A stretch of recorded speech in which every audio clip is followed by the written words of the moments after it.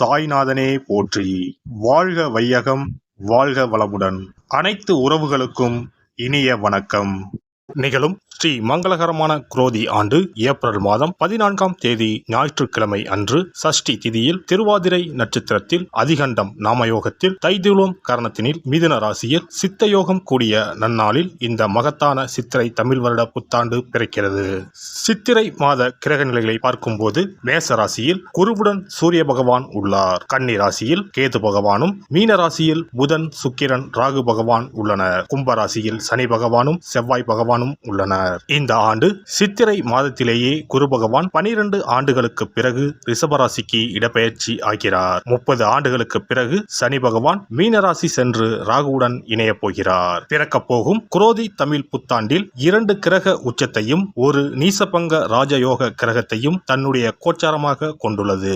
சூரியன் குரு இணைவு மிகுந்த நன்மை தரும். ஆனால் ராகு, உச்ச சுக்கிரன், புதன் சேர்க்கை கொஞ்சம் திகிலாக உள்ளது. அதேபோல் சனி செவ்வாய் சேர்க்கையும் நன்மை தருவதாக இல்லை.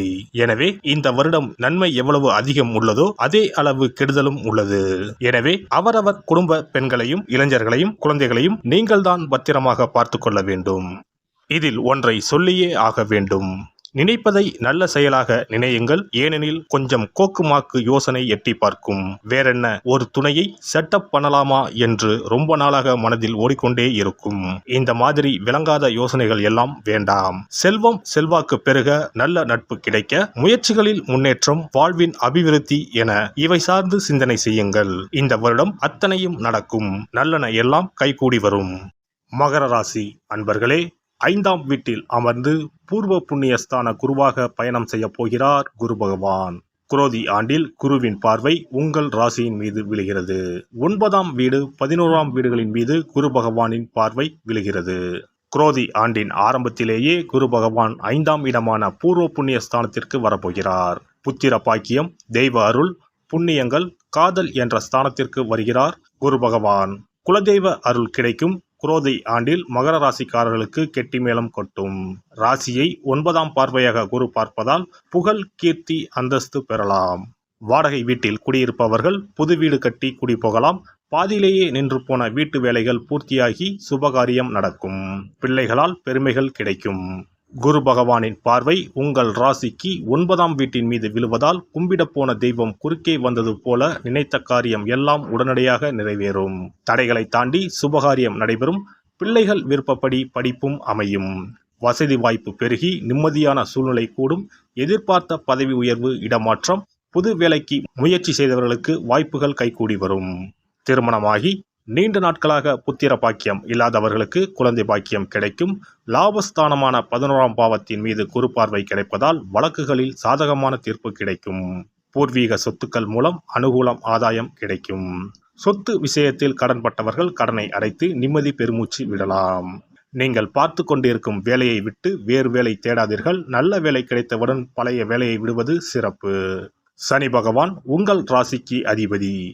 7.5 சனியில் பாத சனி காலமாகும். இன்னும் ஓராண்டு காலத்திற்கு குடும்பஸ்தானத்தில் சனி இருப்பதால் வாக்கிலும் நாக்கிலும் கவனம் தேவை. பேசும் வார்த்தைகளில் நிதானம் அவசியம். தன வருமானமும் லாபமும் கிடைக்கும். சனியின் பார்வை ராசிக்கு 4ஆம் வீடு, 8ஆம் வீடு, 11ஆம் வீடுகளின் மீது விழுவதால் கஷ்டங்களை எளிதாக கடந்து விடலாம். புது தெம்பு வந்துவிடும். 2025ஆம் ஆண்டு மார்ச் வரைக்கும் சனி பகவான் பாத சனியாக தொடர்வதால் கொஞ்சம் கவனம் தேவை.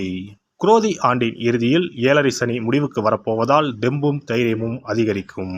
குரோதி ஆண்டு முழுவதும் ராகு 3ஆம் வீட்டிலும் கேது பாக்கியஸ்தானமான 9ஆம் வீட்டிலும் பயணம் செய்கின்றனர். குரோதி ஆண்டு முதல் உங்களுக்கு செழிப்பான வாழ்க்கை அமையும். புது முயற்சிகள் யாவும் வெற்றி பெறும். தேவைகள் பூர்த்தியாகும். உங்களுடைய நீண்டகால கனவுகள், லட்சியங்கள் நிறைவேறும். குடும்பத்தில் நீண்ட நாட்களாக இருந்து வந்த பிரச்சனைகள் தீரும். பாக்கியஸ்தானத்தில் மோட்சத்தை கொடுக்கக்கூடிய கேது பயணம் செய்வதால் இதுவரை தடைபட்டு வந்த காரியங்கள் எல்லாம் இனி தடையில்லாமல் நடைபெறும். மாணவர்களுக்கு படித்த படிப்புக்கு ஏற்ற நல்ல வேலையும் கை நிறைய சம்பளமும் கிடைக்கும். குரோதி ஆண்டில் மகர ராசிக்காரர்களுக்கு அற்புதங்கள் ஏற்பட போகிறது. அனுபவிக்க தயாராகுங்கள். சூரிய வழிபாடு கண்டிப்பாக பின்பற்ற வேண்டும். சூரியனார் கோவில் ஒரு முறை சென்று வரவும். சிறப்பு பரிகாரம். செவ்வாய் தோஷம் நீங்க செய்ய வேண்டிய பரிகாரங்கள் என்னென்ன, வழிபட வேண்டிய தெய்வம் யார் என்பதனை பற்றி காண்போம். நவ கிரகங்களில் சூரியனுக்கு அடுத்தபடியாக செயல் ஆற்றல் உள்ள கிரகம் செவ்வாய். ஆளுமை திறன், ஆற்றல், வீரம், அதிகாரம் செய்தல், வளைந்து கொடுக்காத தன்மை, தர்மம், நீதி, நேர்மை, நியாயம் போன்ற அம்சங்கள் கொண்ட கிரகம் செவ்வாய். செவ்வாய் பலமாக இருந்து நல்ல ஆதிபத்தியம் பெற்று அவரது தசை நடக்குமானால் சகோதர சகோதரிகள் மூலம் பெரும் அனுகூலம் ஏற்படும். பெரிய பதவிகளில் உள்ளவர்கள், தொழில் அதிபர்களின் தொடர்பு கிடைத்து அதன் மூலம் முன்னேற்றம் உண்டாகும். பலமற்ற ஆதிபத்தியம் பெற்று தசை நடக்குமானால் கீழே விழுவதும் அடிபடவும் நேரிடும். வாகன விபத்துக்களை சந்திக்க நேரிடும். இரத்த காயங்கள், வெட்டுக்காயங்கள், இரத்த சம்பந்தமான நோய், சித்தப்பிரமை, தலையில் அடிபடுதல் போன்றவற்றை ஏற்படுத்துவார் செவ்வாய் பகவான்.